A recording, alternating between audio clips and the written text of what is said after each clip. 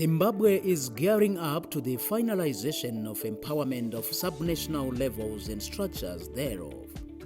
Yes, political, administrative, fiscal, monitoring and evaluating power is being ceded to provinces and districts under the devolution agenda in line with the National Development Strategy 1, NDS 1. Chapter 11 of the NDS 1 captures devolution as a decentralization process that targets enabling faster, efficient, and effective responses to solving challenges in delivery of public services, development, democracy, unity, and peace. To oversee and smoothen an effective implementation of devolution, the administrative arm of government, the Commission, visited all 10 provinces of the country. The process was conducted under 3 teams which met provincial leadership and Secretariat staff in all provincial capitals. Team A was led by the Chair, Dr. Vincent Hungwe, Team B by the Deputy Chair, Dr. Nomatemba Ndiweni, and Team C was led by Commissioner Ozias Hove. Key to the visits is that they were an engagement process where emerging issues from the interface were deliberated on, solutions proffered or referred for further deliberations.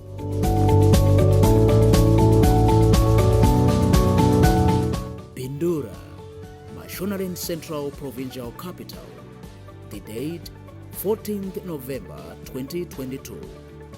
Service Commission's Chair, Dr. Vincent Hungwe's delegation met Provincial Affairs and Devolution Minister, Senator Monica Mavunga, the Provincial Secretary and Provincial Heads. In the company of Chairman Hungwe were Commissioner Rosemary Mukogo and Dr. Tsitsi R. Choruma, Secretary Service Commissions, and members of senior management. The chairman addressed the transfer of political and administrative power to provinces, support for provinces as empowered by fiscal authorities, planning for the development of provinces, monitoring and evaluation through the PSC and line ministries. This presentation zeroes in on the chair's articulation of devolved political power to the 10 subnational levels in Zimbabwe. Government has clearly indicated the desire to transfer political authority and political power to the provinces. And that has been done by the appointment, or rather through the appointment of the offices of the Ministers of State for Provincial Affairs and Devolution. And of course, politically, there is also the forthcoming establishment of provincial councils. They are provided for in the Constitution, but it has taken an inordinate amount of time before they have been given traction. And the Ministry of Local Government and Public Works have been working on the requisite legal instrument, the Provincial Councils and Administration Amendment Bill, in order to give effect to the transfer of a significant amount of political authority and political power to the provinces. Minister Mavunga was full of praise for the work targets that are grounded on performance appraisal and requested for prioritization of accommodation for government employees, among other challenges. Indeed, we are pleased by your coming to the province to meet with provincial heads of ministries and departments. We have so many issues as a province which we hope will be attended to by your coming here, sir. Housing for civil servants is an area that needs attention in the province, especially in light of planning for retirement. We have civil service housing schemes in Bindura areas of Morningside and Woodrow that have remained for too long without being serviced. We request urgent attention in this area, especially the construction of blocks of flats ease the crisis. This will go a long way in cushioning employees even in their retirement. Secretary Service Commissions Dr. Tsitsi Choruma addressed the contentious aspect of inadequate tools of trade versus service delivery in light of culture of work. We got citizens even talking to us about the fact that for them to get a service, they have to go back to the office for the next 3 months before they can get the service. So what does that mean? It's a combination of not only the fact that we don't have the tools, no problem, but it's also about our practice and culture. So one of the things that people think about is that if I get the tools of trade, I'm going to perform. Maybe not. People say if I'm going to be trained, I'm going to be the highest performer. Training does not make a person to perform. A tool does not make a person to perform. But it is our culture and our practice and our attitude towards work. So there has to be a combination of all these things in order for us to get the next step.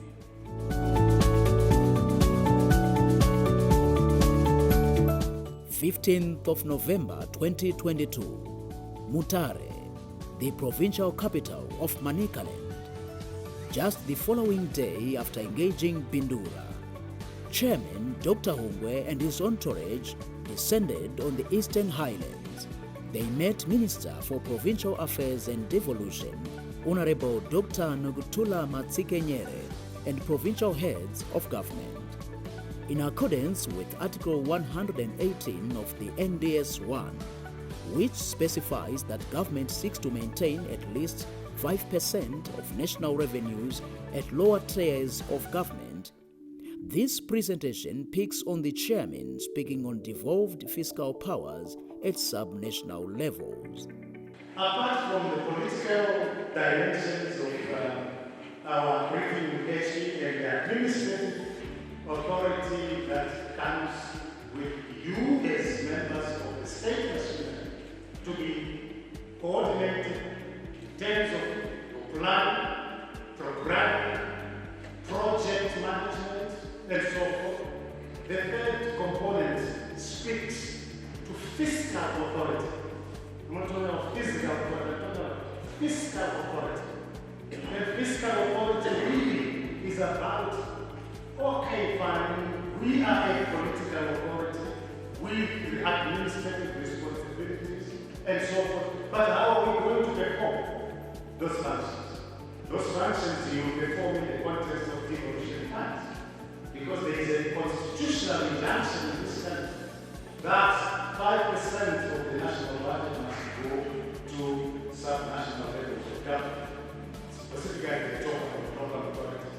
So the Ministry of Finance, our Treasury, is working out the instrument that is going to inform the way those budgetary resources are going to flow from Treasury to provincial levels of government. In her welcome remarks, Minister Dr. Matsikenyere thanked the service commissions for reaching out to the sub-national platforms to get a practical appreciation of devolved structures.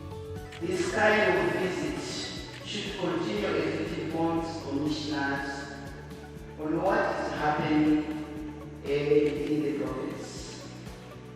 We want to express our sincere gratitude for the support our civil servants, conditions of services that will resultantly improve their lives and motivate them. Secretary Service Commissions Dr. Tsitsi R. Choruma gave insights into the Commission's Skills Retention Fund, which is meant to keep government salaries competitive. The Commission has a critical skills retention fund that has been sitting for years. Going back again to the previous points of our leaders. This fund has been sitting, and yet we are saying there are certain technical areas where we need to upgrade our payments in order to kind of be close to we retain these people in London.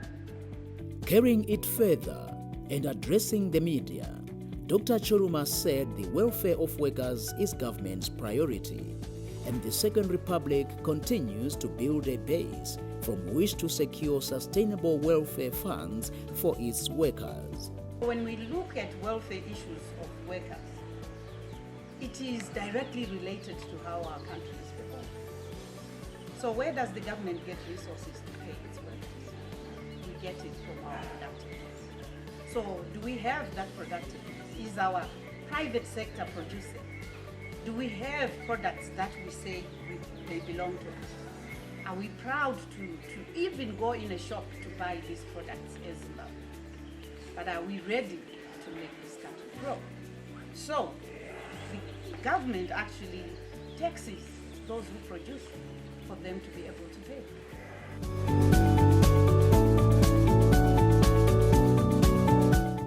As the chair's team toured Mashonaland Central and Manicaland, Team B, led by Deputy Chair Dr. Nomatemba Ndiweni, including Commissioner Carol Kombe and members of senior management, concurrently met the Matabeleland South and Bulawayo Ministers for Provincial Affairs and Devolution. They explained the cascading of political, fiscal, and monitoring and evaluation powers to sub-national levels. Team B wound up his tour of duty by first meeting the Matabeleland North Minister for Provincial Affairs and Devolution, then the PSC Provincial Secretariat in Bulawayo on 21 November 2022.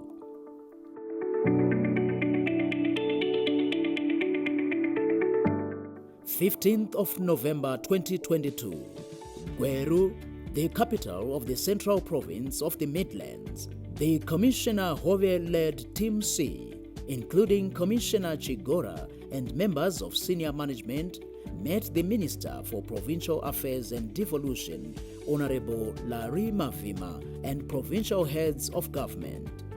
This followed the successful tour of Masvingo Province on a similar mission a day earlier. Commissioner Hungwe spoke to the media on devolved structures from Gweru. Team C wound up his tour of duty by first meeting the Mashonaland West Secretary for Provincial Affairs and Devolution, government provincial heads, and lastly, the PSC Provincial Secretariat in Chinhoyi on 21 November 2022.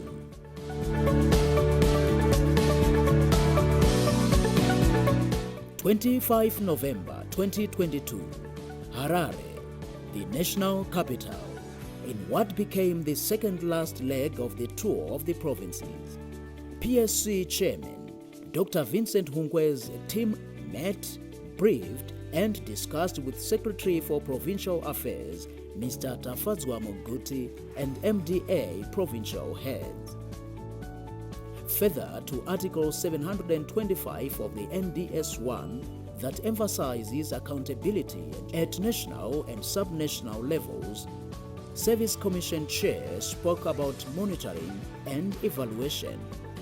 It's important for us to ensure that we effectively monitor the work that we are doing in an integrated fashion. And we therefore need to build the capacity within the provinces to effectively track our performance over time and also evaluate the extent to which we are moving in the direction of our intentions. And our intentions are all stated in the National Development Strategy and in our vision 2030. Secretary Moguti called for the harmonization of all subnational structures in order for the devolved structures to deliver. We all admire the employee who comes from the Public Service Commission. Not only are they well chiseled in terms of their ethical conduct, but you can even see that they have a DNA that they've got. We ask, Chairman, that through your good office and the commissioners, you guide us provinces to be able to have that DNA that we are seeing so much in the Public Service Commission. Because it is only through that DNA and understanding that everything else that you're passing down towards us and instructing us to do, we'll do it diligently. Secretary Service Commissions Dr. Tsitsi Arachoruma addressed the media and zoomed in on the different implementation strategies of devolution across provinces. In going into provinces, we have seen that the implementation of devolution specifically, or decentralization, is being done differently. The process is different in every region. And we have a unit, which is called the Performance Audit Unit, which is based in every district and every province of this country. And one of the purposes for that unit is also to audit, to assure that things are going well. And so we do hope we can be strengthened at those levels, and we can start also auditing processes rather than just auditing projects, which we do.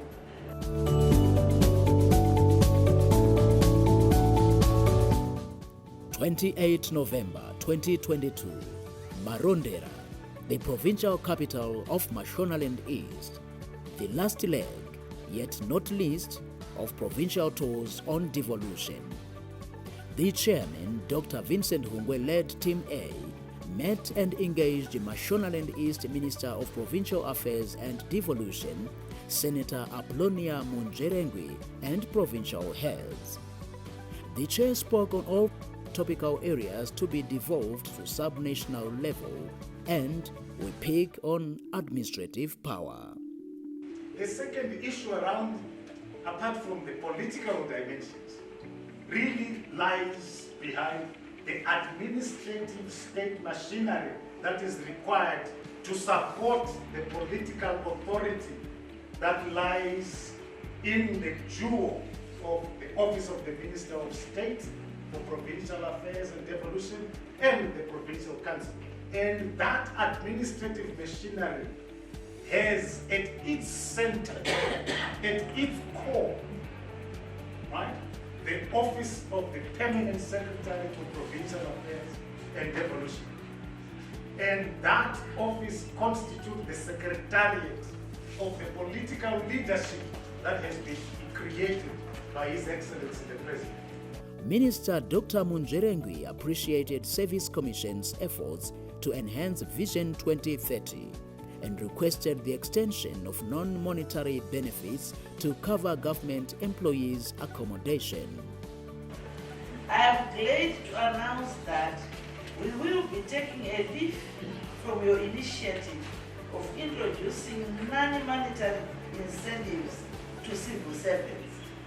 The province is in the process of requesting our local authorities to give civil servants priority in the allocation of stays and housing opportunities that will arise within the province. Commissioner Rosemary Mukogo summed up areas noted by the Commission that had emerged from the interface meeting. We have observed through the discussions that one of the key challenges which the public servants are facing is that of accommodation. We have public servants commuting from Wedza, commuting from Harare, Mausekwa, to come to work, which is not ideal. So in the discussions, we have come to an understanding and resolution that there is need for public sector, private sector, and some kind of partnership to alleviate this situation by looking at non-monetary benefits. A key and critical one which came out in the discussions was that we need to provide accommodation. Contentious issues deemed likely to curtail the devolved structures and systems at subnational level across the country were tabled, discussed, debated with likely solutions discussed or mooted for further refinement. Go for the medical expertise, they ask for US, $55. They find that being a civil servant sometimes is a challenge. I don't know how civil servant system. Public servants have to be accommodated. What is the position with, is it national museums or with parastatals with regards to importation of vehicles?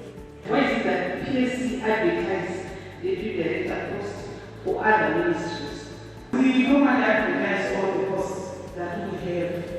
Participatory suggestions and interventions in all the provinces made up the bulk of proceedings during the provincial visits. The itinerary involved meeting PSC Provincial and some district offices, public service academy institutes, as well as secretariats. Overall, the tour of all 10 provincial capitals by the Commission at the highest level demonstrated the PSC's commitment to facilitating for accelerated devolution across the country.